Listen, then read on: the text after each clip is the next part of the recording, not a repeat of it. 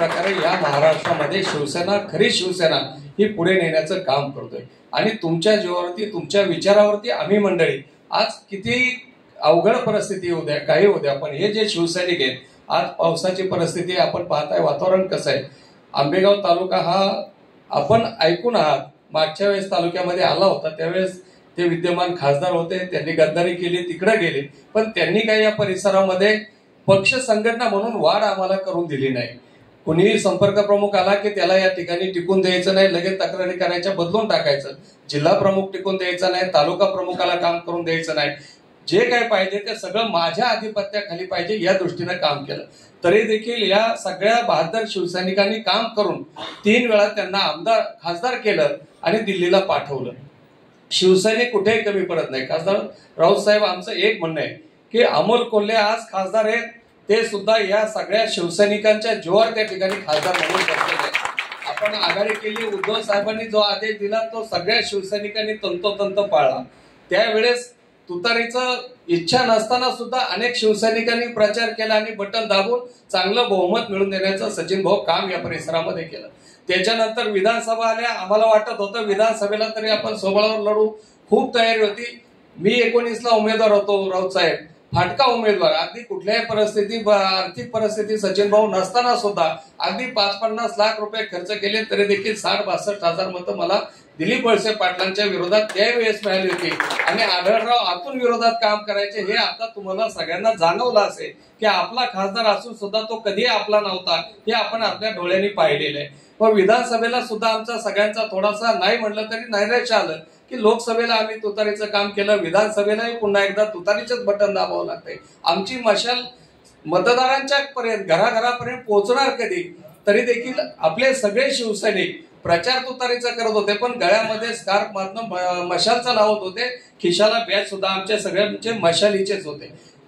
तरी देखील या मतदारसंघामध्ये प्रचंड काम केलं. शिवसैनिकांची ताकद होती म्हणून आज केवळ 750-800 मतांना आपला आघाडीच्या उमेदवाराचा या ठिकाणी पराभव झालेला आहे. म्हणजे आपला उपयोग, आपला वापर लोकसभेला त्यांनी केला, विधानसभेलाही त्यांनी केलेला आहे. आणि आज खऱ्या अर्थानं तळातला जो आपला शिवसैनिक आहे, गेली अनेक वर्ष उड्या मारून त्या ठिकाणी तो काम करतोय, निधड्या छातीचा आहे, कुठलीही भीती न बाळगता तो सगळ्या शत्रूंना अंगावर घेण्याचं काम करतोय. गाव पातळीला, ग्रामपंचायत मसना तो लढाई करतोय. साहेब, आता खऱ्या अर्थानं त्याला लढण्याची वेळ आलेली आहे. आमची इच्छा अशी आहे, किती आपण सचिन भाऊ स्वतंत्र लढण्याच्या वल्गना केल्या, आमची ताकद आहे, आम्हाला माहिती आहे किती आहे काय, आणि आपला उपयोग त्यांनी 2 वेळेला वापर केलेला आहे. आता आमची इच्छा अशी आहे, जे काय असेल ते तुम्ही मंडळींनी बसावं, तुमच्या शब्दाच्या बाहेर आम्ही नाही. पण आता खऱ्या अर्थानं आपल्या तळातल्या शिवसैनिकांना कुठेतरी सत्तेच्या खुर्चीवर जाण्याची संधी प्राप्त झालेली आहे. मग आताही आघाडी करावी आणि त्यांनी आपल्यासाठी काम करावं. याचा अर्थ त्यांना काही द्यायचं नाही असं नाही. जे काही त्यांच्या हिश्श्याचं असेल, जिथं त्यांची ताकद असेल त्यांना द्यावं, जिथं आपली ताकद आहे तिथं आपल्याला द्यावं. कारण शिवसैनिकांना सत्तेशिवाय शहाणपण खोटं आहे.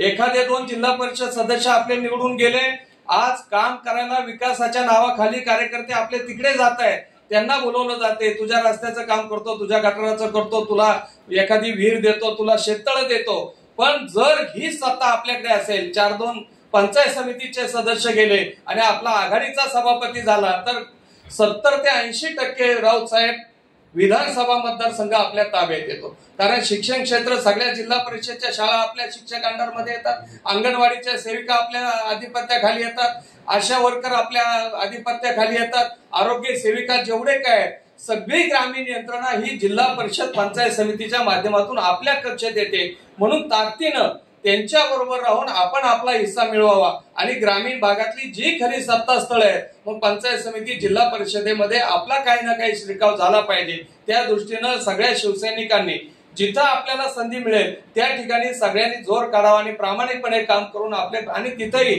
कुणी आता राऊत साहेबांच्या समोर तुम्हाला सांगतो की मलाच पाहिजे, मीच पाहिजे असं न करता, जे उद्धव साहेब आपल्याला आदेश देतील, ज्याचं नाव निश्चित करतील, त्याच्यासाठी आपण सगळ्यांनी जीव काढायचा आहे.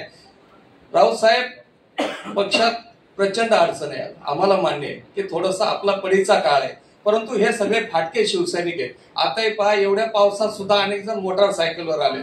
सैनिक एवढे आहेत, बाहेर फार फोर व्हीलर सचिन भाऊ नाहीये, हे सगळे तुटके फाटके कार्यकर्ते आहेत. मग अशा वेळेला कुठेतरी आम्ही म्हणत नाही आम्हाला काहीतरी आर्थिक पाहिजे, पण आज तुम्ही जसे आलात तसं जर सचिन भाऊ वारंवार किमान 4-2 महिन्यातनं एखादी कोणीतरी वरिष्ठ नेते मंडळी आदित्य जे आले आमच्याकडे आणि काही नाही जर पाठीवर हात थाप दिली आणि सांगितलं की आम्ही तुमच्या सोबत आहोत तर आम्हाला लढायला हत्तीचं बळ येतं, एवढीच आमची तुमच्याकडे मागणी काय नाही. कुणी ना कुणी नेते तुमच्या मागे प्रचंड व्याप आहे, आपण येऊ शकत नाही. उद्धव साहेबांना आदित्य साहेबांना सुद्धा संपूर्ण महाराष्ट्र आहे, सचिन भाऊंना सुद्धा अख्खा जिल्हा आहे, शहर आहे, पिंपरी चिंचवड पुणे शहर, मुंबईमध्ये त्यांच्या कामगार संघटना आहे, मोठा त्यांच्या पाठीशी व्याप आहे. मग हे सगळं असताना ग्रामीण भागात सुद्धा आज आमच्या सारखे कार्यकर्ते तुम्ही काही जबाबदाऱ्या द्या, सांगा राजाराम तू इकडे जा तिकडे जा. आपण त्याला अकोल्याला भेटलो होतो, शिर्डीसाठी आपली माझी नेमणूक तुम्ही लोकसभेला केली होती, तिथेही चांगलं काम केलं. आजही तुम्ही जी जबाबदारी द्या ती प्रामाणिकपणे पार पाडण्याची आमच्या सारख्यांची इच्छा आहे, अपेक्षा आहे.